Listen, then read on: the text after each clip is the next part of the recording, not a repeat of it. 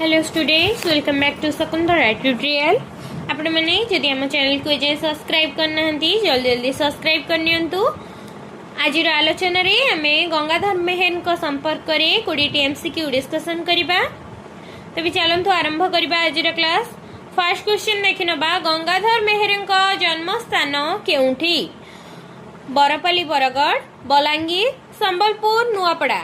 Answer हम बरपाली बरगढ़। गंगाधर मेहर जन्म स्थान बरपाली बरगढ़ ठारे। स्वभाव कवि मेहर भावरे केउ कवि परिचित थिले? नंदकिशोर बल, गंगाधर मेहर, राधानाथ राय, मायाधर मानसिंह। आंसर हम गंगाधर मेहर। स्वभाव कवि भावरे गंगाधर मेहर परिचित थिले। गंगाधर मेहर प्रथम काव्य ग्रंथर नाम कौन? तपस्विनी, अयोध्या दृश्य, इंदुमती, रसरत्नाकर। आंसर हम रसरत्नाकर। गंगाधर मेहर प्रथम काव्य ग्रंथर नाम रसरत्नाकर अटे। नेक्स्ट क्वेश्चन, उषा और अनिरुद्ध प्रणय कहानी गंगाधर मेहर केउ काव्य ग्रंथर विषय वस्तु अटे? कीचकवध, अहल्यास्तव, प्रणय वल्लरी, रसरत्नाकर। आंसर हम रसरत्नाकर। उषा और अनिरुद्ध प्रणय कहानी गंगाधर मेहर रसरत्नाकर ग्रंथरे विषय वस्तु अटे। कवि शिशुशंकर दासंक उषा विलास प्रभाव केउ काव्य ग्रंथ रचित होईछि? इंदुमती, रसरत्नाकर, पद्मिनी, अर्घ्यथाली। आंसर हम रसरत्नाकर। कवि शिशुशंकर दासंक उषा विलास प्रभाव रसरत्नाकर काव्य ग्रंथ रचित होईछि।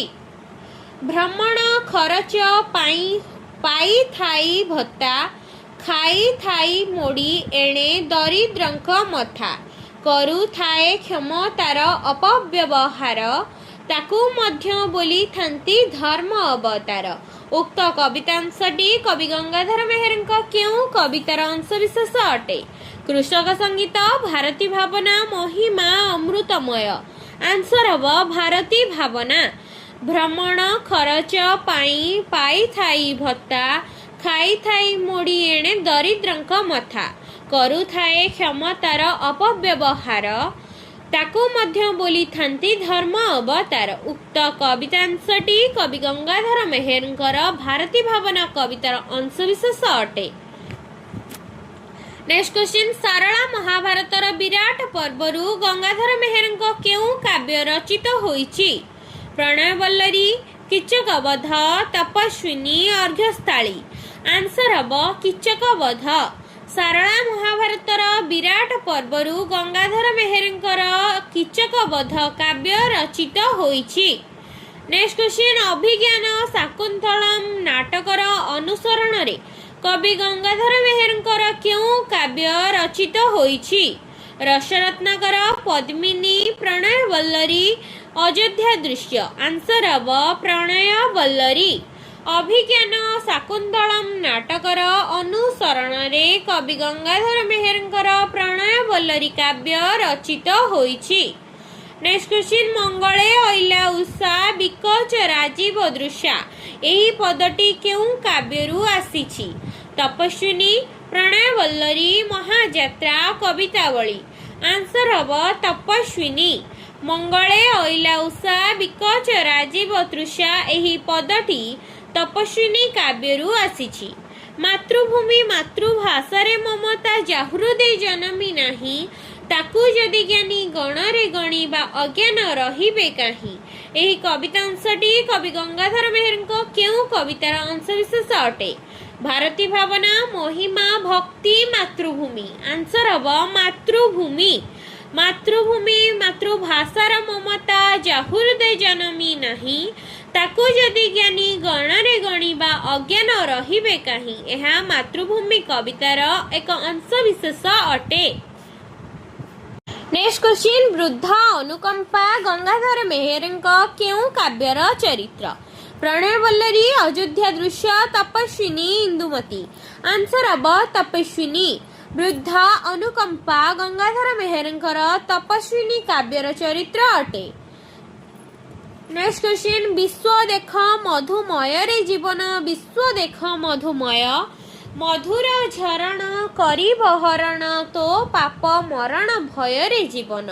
एही पद्यांशटी केउं कवितार अंशविशेष अटे? पद्मिनी, मातृभूमि, अमृतमय, मधुमय अर्घ्यस्थली। आंसर हब मधुमय अर्घ्यथाली। विश्व देख मधुमय रे जीवन, विश्व देख मधुमय, मधुर झरण करिब हरण तो पाप मरण भय रे जीवन। एही पद्यांशटी मधुमय अर्घ्यथालीर अंशविशेष अटे। नेक्स्ट क्वेश्चन, दरिद्रता पंकपूर्ण मो जीवन सर, जंजाल जलद जले आबिल उदर। एही कवितांशटी केउं काव्यर अंशविशेष? अर्घ्यथाली, कविता कल्लोळ, तपस्विनी, उत्कल लक्ष्मी। आंसर हब तपस्विनी। दरिद्रता पंकपूर्ण मो जीवन सर, जंजाल जलद जले आबिल उदर। ଏହା ତପସ୍ୱିନୀ କବିତାର ବା କାବ୍ୟର ଅଂଶବିଶେଷ ଅଟେ। ତପସ୍ୱିନୀ କାବ୍ୟର କେତୋଟି ସର୍ଗ ରହିଛି? 5, 8, 7, 11। ଆନ୍ସର ହବ 11। ତପସ୍ୱିନୀ କାବ୍ୟରେ 11ଟି ସର୍ଗ ରହିଅଛି। ଇନ୍ଦୁମତୀ କେଉଁ ମସିହାରେ ରଚିତ ହୋଇଥିଲା? ଇନ୍ଦୁମତୀ 1893ରେ ରଚିତ ହୋଇଥିଲା। 1893ରେ କ'ଣ ରଚିତ ହୋଇଥିଲା? ଇନ୍ଦୁମତୀ ରଚିତ ହୋଇଥିଲା। ଉତ୍କଳ ଲକ୍ଷ୍ମୀ କେବେ ରଚିତ ହୋଇଥିଲା? ଉତ୍କଳ ଲକ୍ଷ୍ମୀ 1894ରେ ରଚିତ ହୋଇଥିଲା। ଅହଲ୍ୟା ସ୍ତବ କେବେ ରଚିତ ହୋଇଥିଲା? ଅହଲ୍ୟା ସ୍ତବ 1892ରେ ରଚିତ ହୋଇଥିଲା। ଏବଂ କିଚକବଧ କେବେ ରଚିତ ହୋଇଥିଲା? 1903ରେ କିଚକବଧ ରଚିତ ହୋଇଥିଲା। ଅହଲ୍ୟା ସ୍ତବ 1892ରେ ରଚିତ ହୋଇଥିଲା। ଇନ୍ଦୁମତୀ 1893ରେ ରଚିତ ହୋଇଥିଲା। ଉତ୍କଳ ଲକ୍ଷ୍ମୀ 1894ରେ ରଚିତ ହୋଇଥିଲା ଏବଂ କିଚକବଧ 1903 ମସିହାରେ ରଚିତ ହୋଇଥିଲା। ଅଯୋଧ୍ୟା ଦୃଶ୍ୟ କେବେ ରଚିତ ହୋଇଥିଲା? ଅଯୋଧ୍ୟା ଦୃଶ୍ୟ 1911ରେ ରଚିତ ହୋଇଥିଲା। ତପସ୍ୱିନୀ କେବେ ରଚିତ ହୋଇଥିଲା? ତପସ୍ୱିନୀ 1912ରେ ରଚିତ ହୋଇଥିଲା। ଅର୍ଘ୍ୟଥାଳି କେବେ ରଚିତ ହୋଇଥିଲା? ଅର୍ଘ୍ୟଥାଳି 1918ରେ ରଚିତ ହୋଇଥିଲା। ପ୍ରଣୟ ବଲ୍ଲରୀ 1915ରେ ରଚିତ ହୋଇଥିଲା। ତେବେ ଅଯୋଧ୍ୟା ଦୃଶ୍ୟ 1911ରେ ରଚିତ ହୋଇଥିଲା। ତପସ୍ୱିନୀ 1912ରେ ରଚିତ ହୋଇଥିଲା। ପ୍ରଣୟ ବଲ୍ଲରୀ 1915ରେ ରଚିତ ହୋଇଥିଲା ଏବଂ ଅର୍ଘ୍ୟଥାଳି 1918 ମସିହାରେ ରଚିତ ହୋଇଥିଲା। ନେକ୍ସଟ କ୍ୱେଶ୍ଚିନ୍, କେଉଁ କାବ୍ୟରେ ବିଦର୍ଭ ରାଜାଙ୍କ ଭଉଣୀ ଇନ୍ଦୁମତୀ ସହିତ ଅଯୋଧ୍ୟାର ରାଜକୁମାର ଅଜଙ୍କ ବିବାହ ପ୍ରସଙ୍ଗ ବର୍ଣ୍ଣିତ ହୋଇଛି? ତପସ୍ୱିନୀ, ରସ ରତ୍ନାକର, ପ୍ରଣୟ ବଲ୍ଲରୀ, ଇନ୍ଦୁମତୀ। ଆନ୍ସର ହବ ଇନ୍ଦୁମତୀ।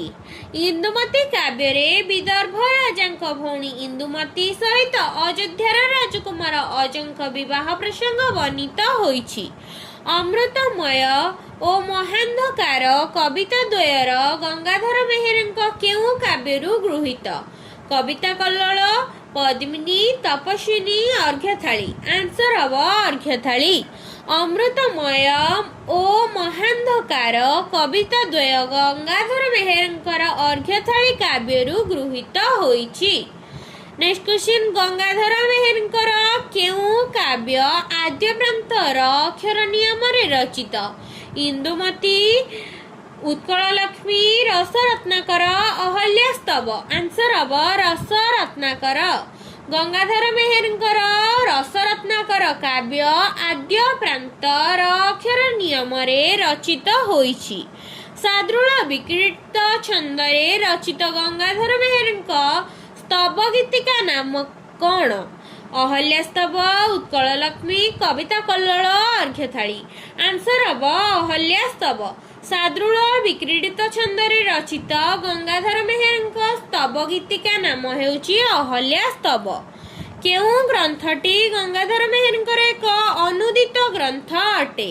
କବିତା କଲ୍ଲୋଳ, ତୁଳସୀ ରାମାୟଣ, ଇନ୍ଦୁମତୀ, ପ୍ରଣୟ ବଲ୍ଲରୀ। ଆନ୍ସର ହବ ତୁଳସୀ ରାମାୟଣ। ତୁଳସୀ ରାମାୟଣ ଗ୍ରନ୍ଥଟି ଗଙ୍ଗାଧର ମେହେରଙ୍କର ଏକ ଅନୁଦିତ ଗ୍ରନ୍ଥ ଅଟେ। ନେକ୍ସଟ କ୍ୱେଶ୍ଚିନ୍, ତପସ୍ୱିନୀର ପତ୍ର କବିତାଟି ତପସ୍ୱିନୀ କାବ୍ୟର କେଉଁ ସର୍ଗରୁ ଆସିଅଛି? एकादश सर्गरु ना पंचम सर्गरु ना नवम सर्गरु ना सप्तम सर्गरु आंसर हम एकादश सर्गरु।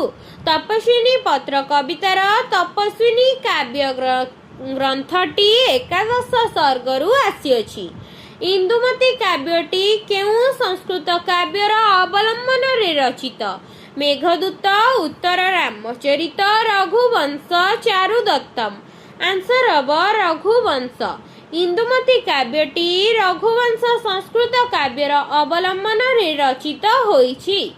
पद्मिनी काव्य केबे प्रकाशित होइथिला?